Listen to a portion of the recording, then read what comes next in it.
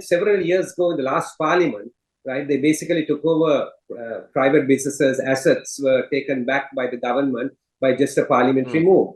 Now, all these kinds of things, right, really affect Sri Lanka in terms of business and the business prospect. So that is why I keep saying that this is an area in which the president can take some leadership. Rule of law has to be applied. If you don't apply the rule of law, I mean, a lot of these things, even in the case of the Omani businessman, there hardly anything was done, and if something was done subsequently, it was done too late. So that is the first principle. Bring the countries down, show there's rule of law, that the rule will be applied irrespective of who it is. People have confidence, they know they can come and contract in this country, their contracts will be upheld. So that will be one. We have focused often on things like, what's the tax rate? Should we reduce the tax rate, and attract them that way? But this is more fundamental. You see that this is actually fixed.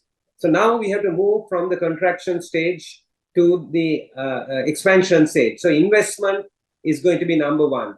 Exports will have to be given priority because you have to rebalance, your balance of payments, and therefore exports. So government will have to think about incentives for that. It will have to think about, how to improve your doing business index. There are so many things in it that have to be improved. BOI will have to be basically looked at, drastically restructured, actually to attract it.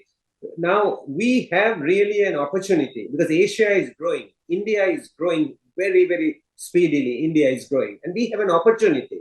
So I would say it's all in our hands.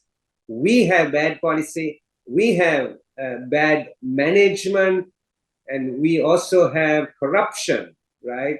And until these three things are really tackled, we can't really benefit from even Asian growth. But it would be fair to say that Sri Lankans do corruption like no one else does.